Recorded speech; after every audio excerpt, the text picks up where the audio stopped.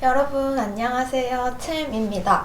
내가 관심 있는 종목 보고서 읽으려고 하면 정말 이제 그쪽 전공이 아니신 분들은 되게 당황을 하셨을 거예요. 막 숫자들이 많고 표가 많고 재무제표라는 것들이 이제 뒤에 붙어서 같이 나오는데, 일단 종목 보고서 보실 때는 기본적으로 이 재무제표에 대한 이해를 하고 계셔야 합니다. 그래서 오늘은 주식 투자하는 사람의 입장에서 기본적으로 최소한으로 이건 꼭 알고 있어야 한다라는 재무제표 관련된 얘기들을 드리도록 할 거예요. 이 재무제표라는 건 쉽게 말해서 회사가 작성하는 가계부라고 생각을 하시면 편해요. 근데 대신 회사는 사람이랑 다르게 또 규모도 크고 비즈니스를 하는 곳이니까 이 가계부를 3개의 서류로 작성을 하게 되는데, 이 3개를 묶어서 재무제표라고 부르고요. 크게 손익계산서, 대차대조표, 현금흐름표 3개 문서로 구분이 되어 있습니다. 그러면 손익계산서부터 얘기를 해보도록 할게요. 손익계산서라는 건 여러분들도 이제 작성을 해보셨을 그런 내용인데, 내가 월 얼마를 벌어서 얼마 비용을 지출하고 순수하게 내가 떨어진 돈이 얼마야, 이런 것들 가계부에 지출 내용 기록을 하시죠. 요거를 이제 회사가 기록을 한다라고 생각을 하시면 되는데, 이제 회사들은 재무제표를 3개월마다 작성을 해요. 그래서 이번 분기에 이번 3개월 동안 우리가 물건을 몇 개를 팔아가지고 얼마의 매출을 올렸고, 비용들이 얼마가 나가서 순수하게 우리 회사가 벌어들인 돈은 이거예요 라는 플로우로 흘러내려오게 되는데요. 예를 들어서 이런 컵을 만드는 회사를 제가 운영을 한다라고 생각을 해볼게요. 그럼 제가 이 컵을 10만 개를 팔았다, 100만 개를 팔았다라고 하면 이 컵의 가격과 판매한 개수에 비례를 해서 매출이 찍히게 될 거고요. 아래 비용으로 이제 잡히는 부분들은 이 컵을 만드는데 도와주신 분들과 이제 이 수익을 나눠 먹는 과정이라고 생각을 하시면 편하거든요. 그래서 제일 먼저 비용으로 빠지는 게 매출 원가랑 판매 및 관리비라는 부분이에요. 그럼 매출 원가는 여러분들이 흔히 생각하시는 원가. 이 컵 만드는데 이 컵을 5,000원에 파는데 실제 여기 들어가는 원가는 500원도 안 될 거야, 이런 말들 많이 들어보셨죠?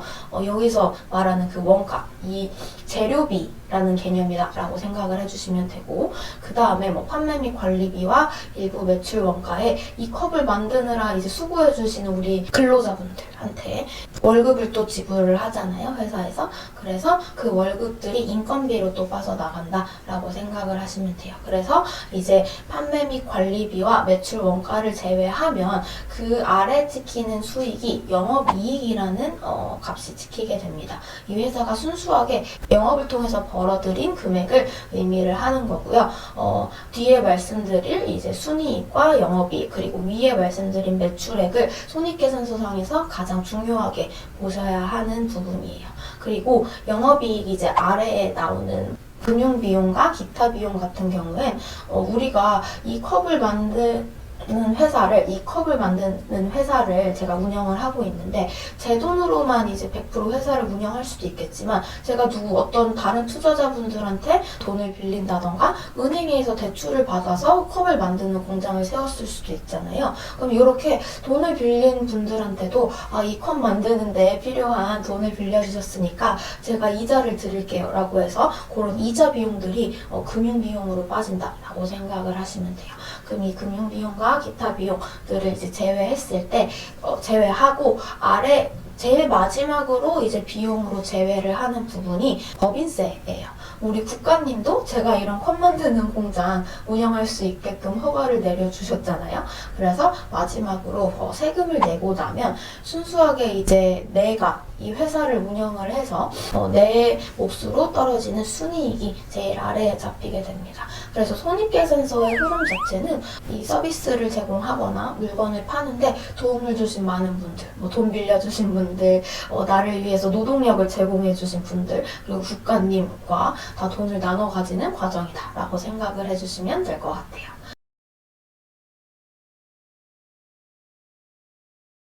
두 번째로 대차대조표 같은 경우는 크게 여기 보시다시피 자산과 부채 그리고 자본으로 구성이 됩니다. 그러면 여기서 이제 개념적으로 좀 설명을 드려보면 자산 파트는 어떤 개념으로 이해를 하시면 되냐면요. 이 회사가 영업을 하기 위해서 필요한 준비물들을 꾸려놓는 게 자산 파트다라고 생각을 하시면 돼요. 그럼 준비물 중에서는 컵을 만들기 위한 공장도 있을 거고요.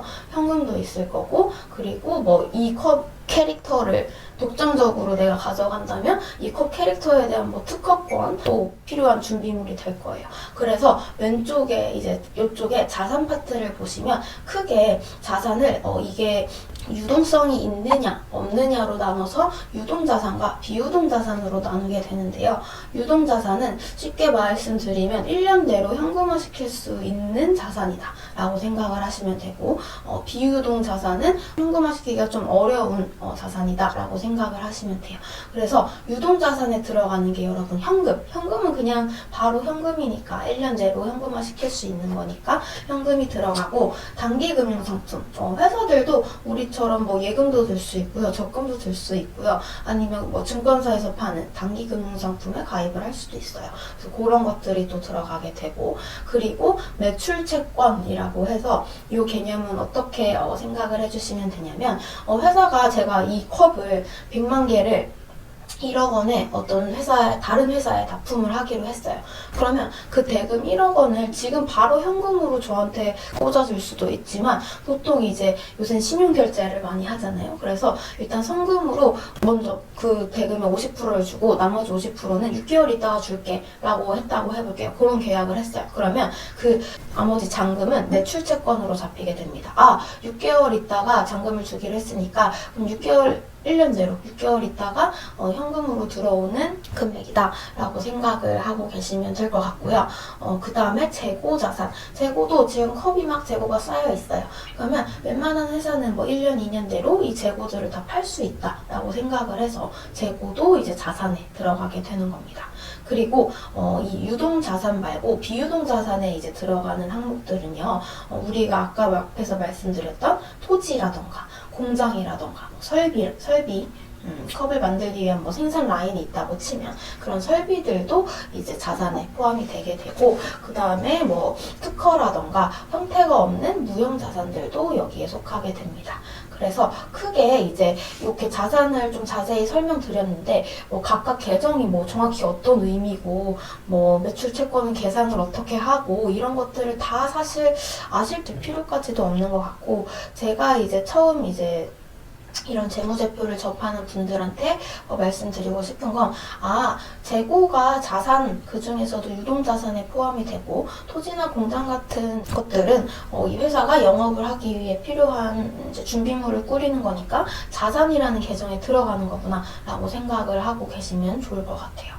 그러면 이제 왼쪽에 자산을 우리가 얘기를 했잖아요. 그럼 옆에 있는 부채랑 자본은 또 어떤 개념이냐에 대해서 말씀을 드리면, 우리가 영업을 하기 위해 필요한 이제 준비물인 자산을 꾸릴 건데요. 이 자산 100을 꾸리는데 내가 돈이 엄청 많아서 내 돈을 다 투입을 해가지고 뭐 공장도 사고 토지도 사고 현금도 갖고 있으면 좋겠지만, 일반적으로 좀 돈이 모자라는 경우가 많고, 영업을 하는 입장에서는 남의 돈을 빌려다 쓰는 것도 나쁘지 않은 선택이에요. 그래서 남의 돈을 끌어와서 자산을 꾸린 부분을 부채라고 부르게 되는 거고, 내 돈을 납입한 부분이 자본이 된다라고 생각을 하시면 돼요.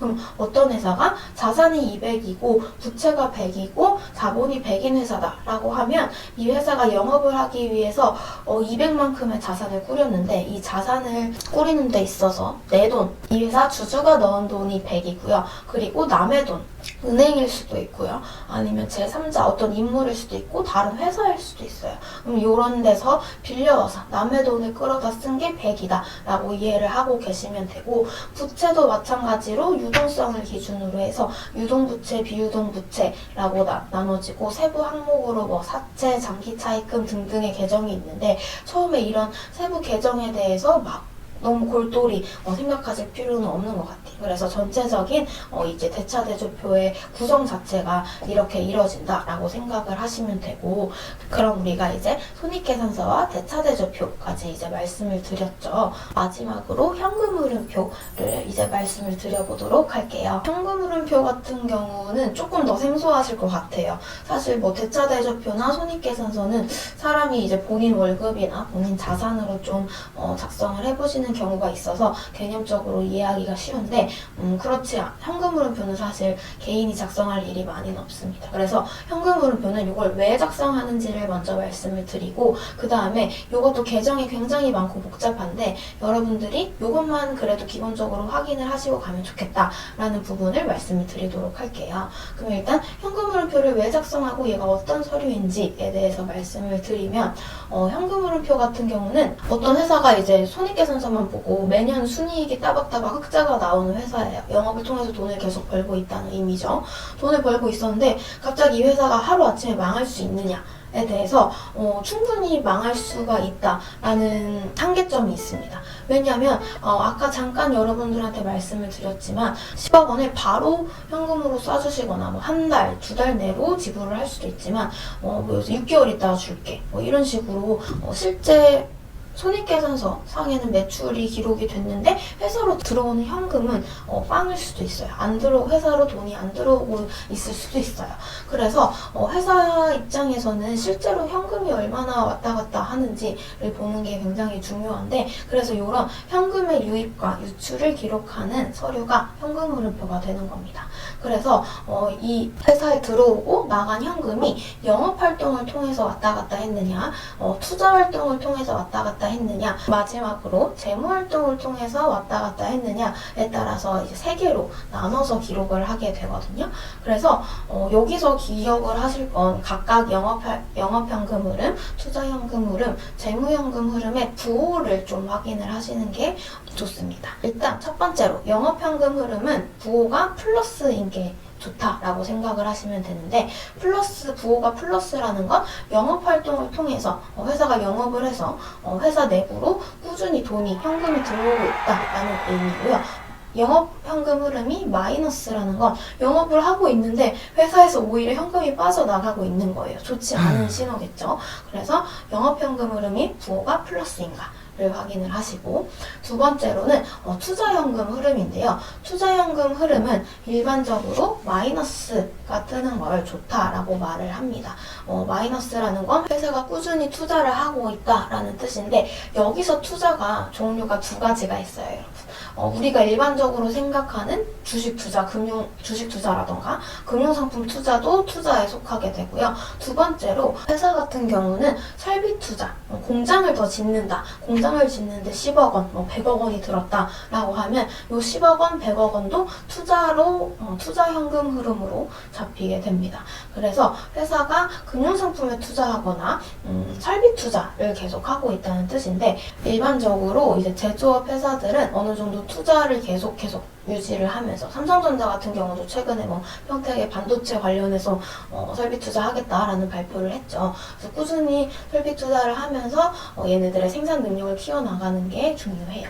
그래서 투자현금 흐름이 마이너스 부호를 띠고 있는지를 보시는 게 좋은데, 여기서 만약에 내가 어떤 회사를 봤는데 투자현금 흐름이 플러스가 나오고 있는 회사다라고 하면 저는 좀 주의를 기울이시라라고 말씀을 드리는 편이에요.